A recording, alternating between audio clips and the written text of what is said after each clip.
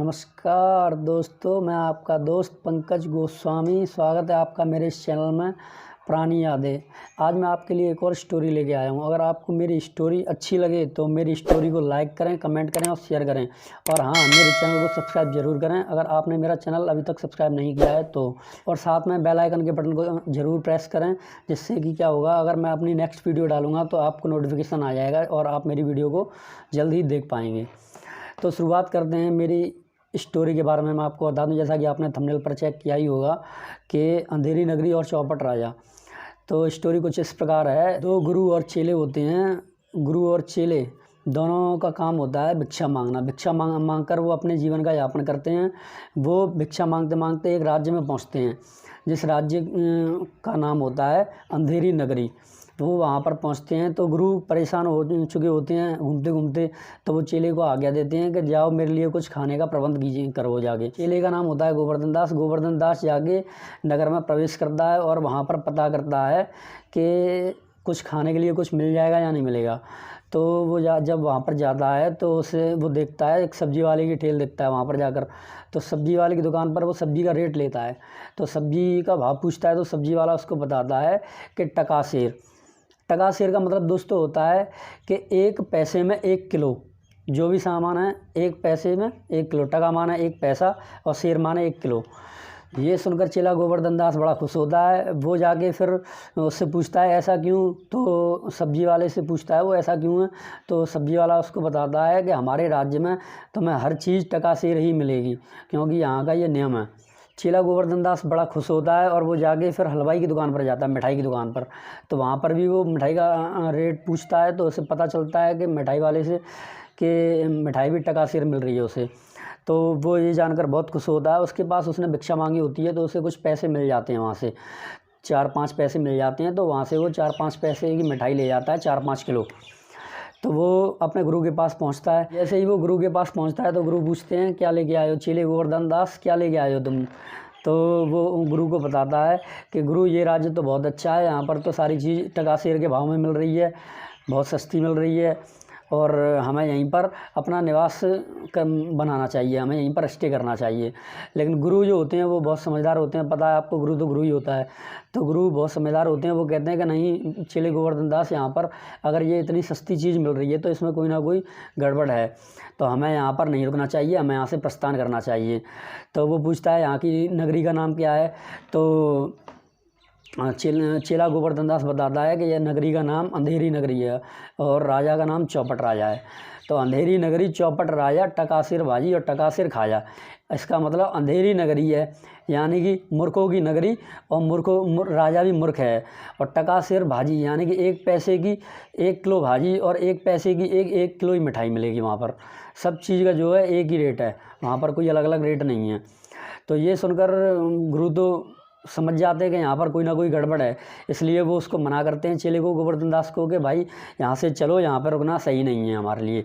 लेकिन चेला जो होता है वो लालची होता है। लालची होने के कारण वो वहीं रुक जाता है। गुरुजी को बोल देता है गुरुजी आप जाओ, मैं तो यहीं पर रुकूंगा, क्योंकि मैं सारे दिन भिक्षा मांगता हूँ लेकिन फिर भी मेरा पेट नहीं भर पाता है, इसलिए मैं यहीं पर रुकूँगा।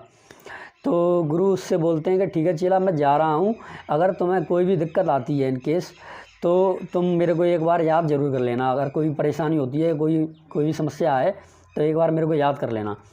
तो इतना बोलकर गुरुजी उस नगर से प्रस्थान कर जाते हैं, वो चले जाते हैं। चेला वहीं पर उस नगर में रहने लग जाता है।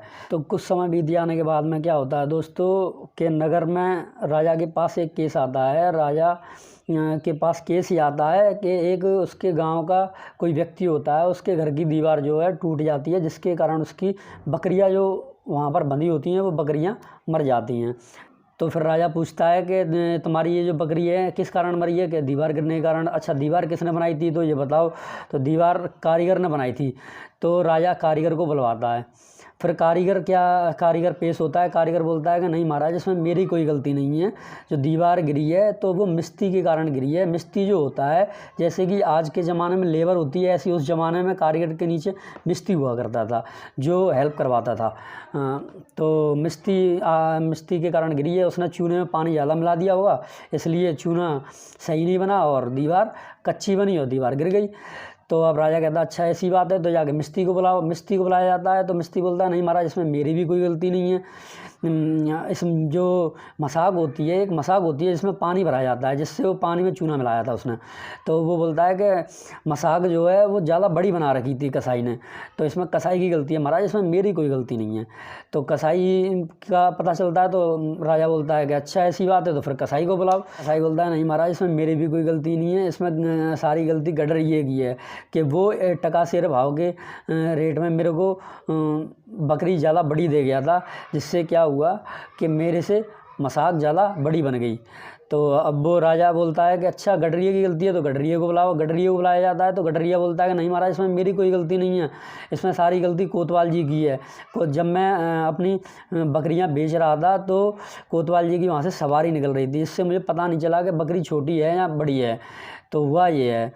तो राजा को पता चलता है तो फिर राजा बोलता है कि अच्छा ऐसी बात है तो फिर कोतवाल को बुलाओ। दे पाता है, कोतवाल की गलती पाई जाती है वहाँ पर इस तरीके से, और राजा फिर कोतवाल को उसी दिन की फांसी की सज़ा उसके लिए निर्धारित कर देता है, सुना देता है उसे।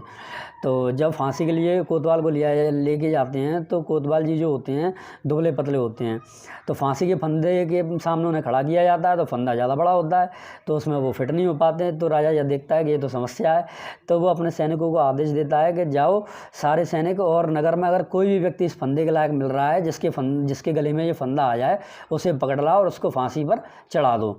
तो राजा के सैनिक नगर में पहुँचते हैं। नगर में पहुँचते ही उन्हें एक पेड़ के नीचे चेला गोवर्धन दास मिल जाता है। वो देखते हैं कि ये बहुत तो आदमी बड़ा हट्टा कट्टा है, तंदुरुस्त है, खा पी के, चलो इसी को ले चलते हैं, इसके गले में फंदा फिटा जाएगा और इसको फांसी पर चढ़ा देंगे। तो जब उसको चेला गोवर्धन दास को सैनिक पकड़ के ले जा रहे होते हैं तो चेला गोवर्धन दास उनसे पूछता है कि क्या हो गया, मुझे बताओ तो सही एक बार, क्यों लेके जा रहे हैं, मेरी कोई गलती भी नहीं है, मेरी क्या गलती है, मुझे बताओ तो सही एक बार। तो वो बताते नहीं है, वो उसे वहाँ पर ले जाते हैं राजा के सामने। फिर राजा के सामने जब वो चेला पहुँचता है तब उसे सारी घटना का पता चलता है। तो वो राजा से बोलता है राजा जी, आप मुझे मार रहे हो, चलो ठीक है, लेकिन एक बार मेरी अंतिम इच्छा पूरी कर दीजिए। तो उसे अपने गुरु की बात याद आ जाती। गुरु जी जब गए थे तो उन्होंने बोला था अगर चेले अगर तुम्हें कोई भी परेशानी हो, कोई भी समस्या हो तो आगे एक बार मेरे को इन्फॉर्म ज़रूर कर देना, मुझे बता ज़रूर देना। तो चेला अपने गुरु से मिलने की ख्वाहिश बताता है आखिरी इच्छा के रूप में राजा को।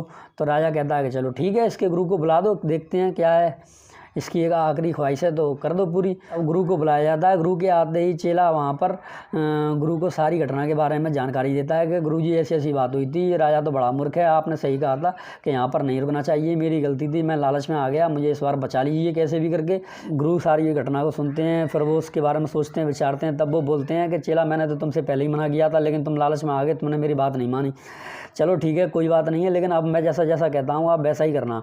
तो चेला कहता है ठीक है। तो वो जैसे ही राजा के पास पहुँचते हैं तो गुरु ज़ोर ज़ोर से चिल्लाने लग जाता है कि नहीं महाराज मुझे फांसी पर लटकाओ। ऐसे ही चेला भी चिल्लाने लग जाता है कि नहीं महाराज मुझे फांसी पर लटकाओ। फिर उधर से गुरु बोलता है नहीं महाराज मुझे फांसी पर लटकाओ, ऐसे चेला बोलता है मुझे महाराज फांसी पर लटकाओ। तो दोनों में ऐसी बहस हो जाने लग जाती है।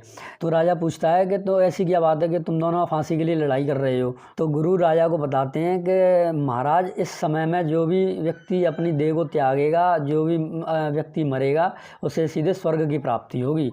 तो मैं चाहता हूँ कि मैं स्वर्ग में जाऊँ, मेरा चेला ना जाए। चेला बोलता है नहीं महाराज मैं जाऊँगा।